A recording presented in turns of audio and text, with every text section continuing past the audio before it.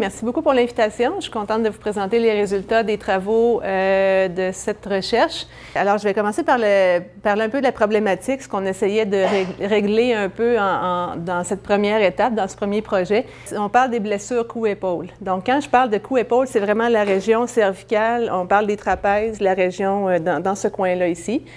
Souvent, on va dire cou-épaule parce qu'il y a des structures qui rejoignent le cou et les épaules, surtout la scapula ici, les clavicules qui sont communes aux deux régions. Donc, je vais parler de cou-épaule. Cou-épaule, ça représente environ 25% des blessures musculo-squelettiques liées au travail. Ça, c'était les statistiques de 2001. Mais maintenant, avec les statistiques de l'éco-test, on a un petit peu plus de données récentes. Donc, la prévalence des TMS liée à l'emploi principal, qui touche principalement le cou, on parle de 6,8 %. Et aussi, les statistiques pour les membres supérieurs, environ de 9,1 % de prévalence de blessures musculo-squelettiques reliées au travail. Si on parle des facteurs de risque qui sont liés spécifiquement au travail, il s'agit des gestes répétitifs, mais aussi des contractions statiques et soutenues, donc certaines postures qui seraient dangereuses pour les structures cou-épaule. Aussi, avec la protraction de la tête, il y a aussi l'alignement de la scapula, donc l'omoplate ici. On parle ici de la posture de dos rond. Mais des postures un petit peu déviées comme ça peuvent entraîner des conséquences assez dangereuses. OK, donc plus spécifiquement, douleur cou-épaule et travail, une tâche qui est presque dans tous les domaines de la vie de nos jours, c'est le travail à l'ordinateur. Et puis, on sait que relié au travail à l'ordinateur, il y aurait une prévalence annuelle de douleur au cou de plus de 7 jours de 45 %. Mais ce qu'on a étudié aussi, c'est une autre population qui est affectée par ces douleurs-là, donc les musiciens. Alors, si vous voyez des postures typiques des musiciens, les bras soulevés, les gestes répétitifs, naturellement, les postures du cou qui ne sont pas neutres la majorité du temps. Qu'est-ce que c'est la technique Alexander? C'est que ça se concentre sur la correction de mauvaises habitudes posturales, en particulier la relation tête-cou. La technique est beaucoup basée sur le toucher de la région tête-cou ici. Et le but, c'est vraiment de donner un feedback sensoriel pour améliorer la posture et allonger la structure tête-cou ici.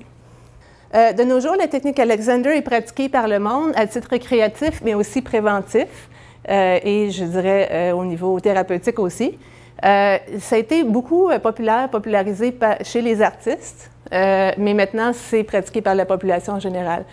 À part de ça, bien, environ 2500 enseignants sont certifiés actuellement en technique Alexander. Il y a des organismes nationaux qui supervisent les programmes de certification aux États-Unis. En Angleterre, c'est très, très populaire aussi. Au Canada, ça commence aussi.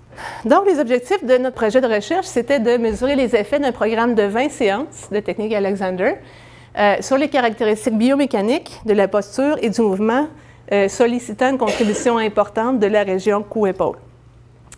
Chez des sujets sains, okay, on s'est dit dans un premier temps, c'est important de valider les effets chez une population asymptomatique. On pourra discuter des conséquences de ce choix. OK, alors au niveau du groupe, de la population, encore là, on s'est dit que c'était important d'avoir accès à une population de professionnels du mouvement répétitif. Et étant donné la popularité de la technique auprès des musiciens, on s'est dit que c'était probablement la population la plus facile à atteindre dans le cadre de notre étude. OK, alors le plan expérimental. On a recruté 20 participants parmi les facultés et les écoles de musique de la région de Montréal, donc beaucoup à McGill, à l'Université de Montréal, mais dans diverses écoles de la région de Montréal, en 2 groupes.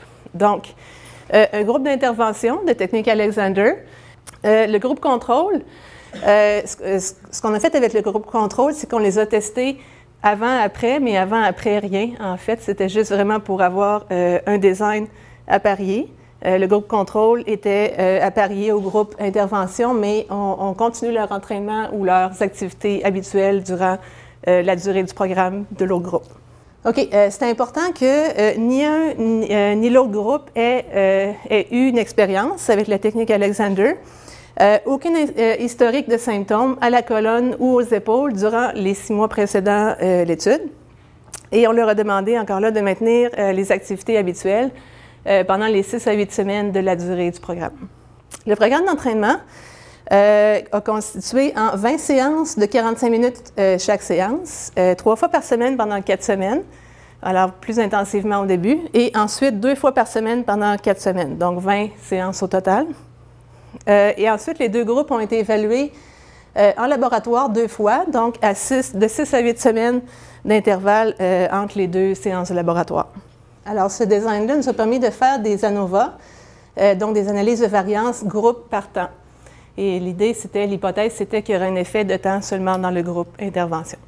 La première série de paramètres, c'était les amplitudes articulaires. Alors, ce qu'on a mesuré ici, c'était les amplitudes cervicales de flexion et de rotation et les amplitudes gléno-humérales, donc les amplitudes de l'épaule, de mouvement de l'épaule, en flexion, en abduction et en rotation externe. Après ça, on a regardé la posture statique avec le système Vicon. Alors, on a placé des marqueurs réfléchissants sur les principaux endroits pour nous permettre de reconstituer la colonne. Alors, on a étudié ici la posture statique pour 2 tâches. Premièrement, la posture assise confortable. Alors, il était assis sur un banc. On leur a simplement demandé d'adopter une posture statique confortable.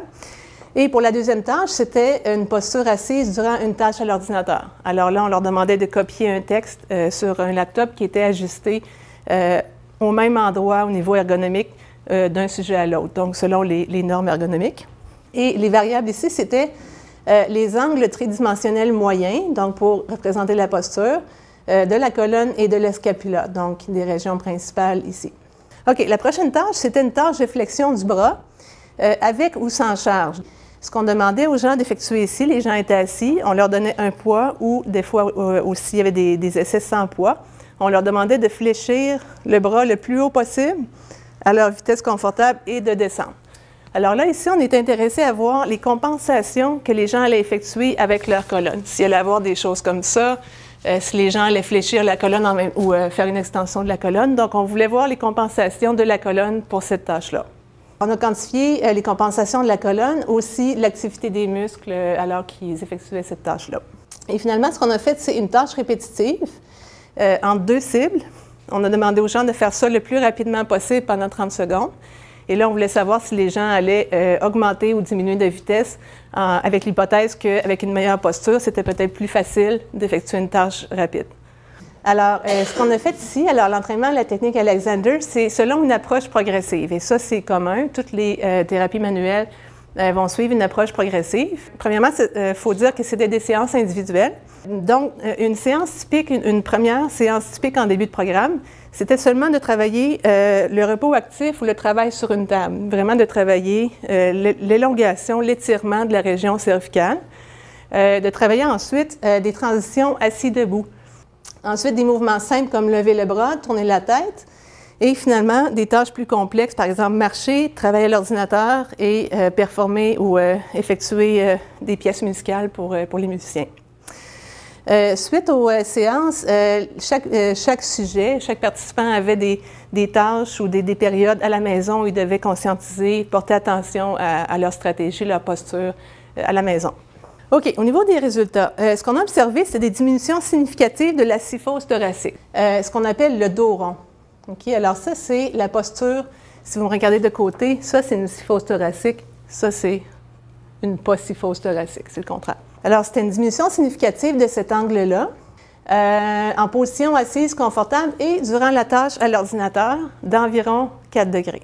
On a aussi observé une augmentation significative de l'activité du muscle serratus antérieur. C'est un muscle ici qui stabilise la ceinture scapulaire à 120 degrés de flexion de l'épaule. Donc, quand les sujets effectuaient cette tâche comme ça, à 120 degrés, il y avait une activation plus soutenue de ce muscle-là, ce groupe musculaire-là, après l'entraînement.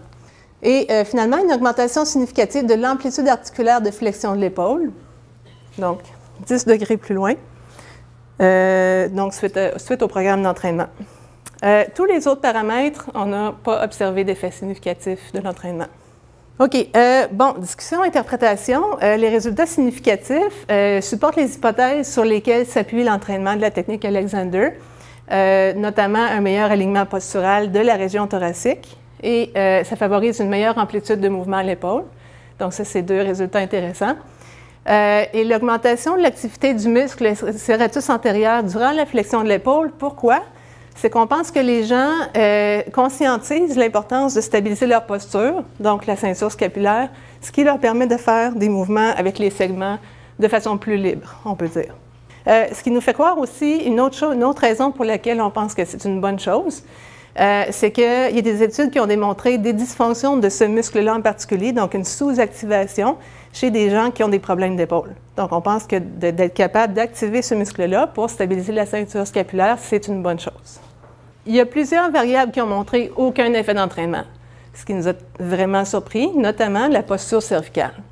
On s'attendait vraiment à avoir une meilleure orientation, une meilleure posture au niveau cervical.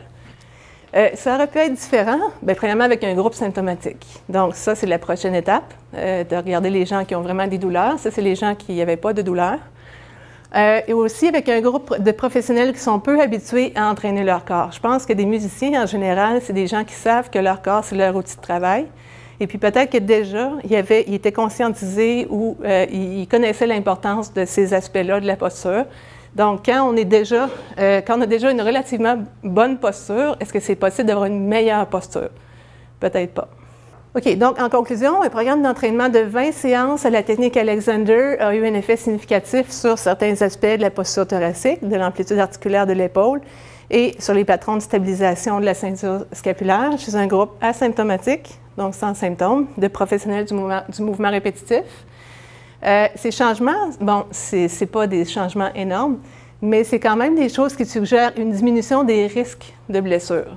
Tous les changements qu'on a observés sont dans la direction de quelque chose qui est quand même plus sain. Avoir un dos plus droit, par exemple.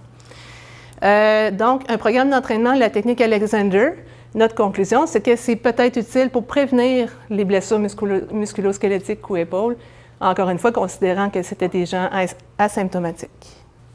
Donc, ce qu'on pense, c'est que les résultats pourraient servir comme point de départ à des interventions qui ciblent les postures de travail qui sont associées à des troubles musculo-squelettiques ou épaules. Merci beaucoup.